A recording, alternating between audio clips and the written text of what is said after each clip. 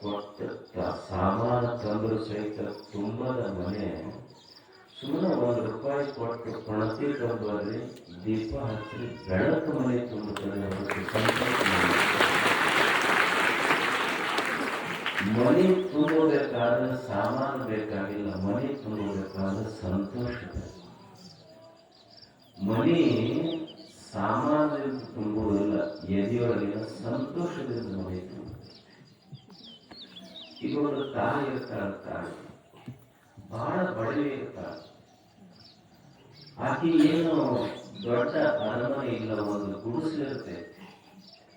ಗುಡಿಸಲಿನೊಳಗೆ ಅದೇನು ಗುಡಿಸಲ ವಾಸ್ತು ಪ್ರಕಾರ ಕಟ್ಟಿರ್ತಾರೆ, ಸುಮ್ಮನೆ ಒಂದು ಹಿಂಗ ಹುಲ್ಲಿನ ಇದು ಹಾಕ್ಯಾರ, ಚಪ್ರ ಹಾಕ್ಯಾರ. ಅದೇ ಈಶಾನ್ಯ ದಿಕ್ಕಿಗೆ ದೇವ್ರ ಕೋಳಿ ಇರಬೇಕು, ವಾಯುವ್ಯ ದಿಕ್ಕಿಗೆ ಇನ್ನೊಂದಿರಬೇಕು ಅಂತ ಗುಡಿಸಲೇ ಅದು ಒಂದು ಮನಿ ಅದ. ಅದೇನು ವಾಸ್ತು ಪ್ರಕಾರ ಕಟ್ಟಿದ್ದಲ್ಲ.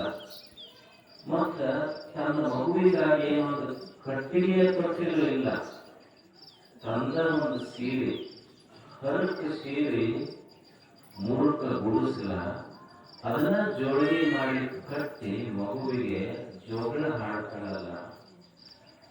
ತಾಯಿ ಹಾಡುವ ಜೋಗಳ ಕೇಳಿ ಮಗು ನಗದಿರ್ತೈತಿ. ತಾಯಿಗೆ ಎಷ್ಟು ಸಂತೋಷ ಆಗ್ತದೆ ಅಂದ್ರೆ, ನಾ ಅರಮನೆಗಿರ್ಬೇಕು ಅನ್ನೋ ನೆನಪಿಲ್ಲ, ಮುರುಕ ಗುಡಿಸಲ ಹರಕ ಜೋಡಿಗೆ ಒಳಗೆ ಮಗು ಸುಮ್ಮನೆ ನಕ್ಕರ ಸಾಕು, ಗುಡಿಸಲ ಸ್ವರ್ಗವಾಗ್ತೈತೆ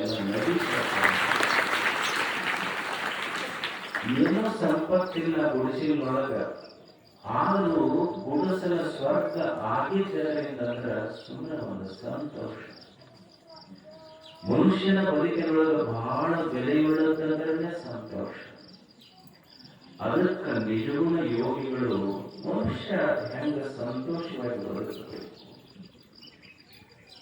ಪ್ರಪಂಚವು ಕೆಟ್ಟಿರಬಾರದು, ಪರಮಾರ್ಥವನ್ನು ಬಿಟ್ಟಿರಬಾರದು. ಮನುಷ್ಯ ಎರಡು ಕೂಡಿ ಹೋಗಬೇಕು. ಅವನಿಗೆ ಜಾಣ ಅಂತ ಕರೆದರು. ಪ್ರಪಂಚನೂ ಬಿಟ್ಟಿರಬಾರದು, ಪರಮಾತ್ಮನನ್ನು ಬಿಟ್ಟಿರಬಾರದು, ಪ್ರಪಂಚ ಕೆಟ್ಟಿರಬಾರದು. ಹಂಗ ಬದುಕುವ ಕಲ. ಈಗ ನಿಮ್ಮಲ್ಲಿ ಈ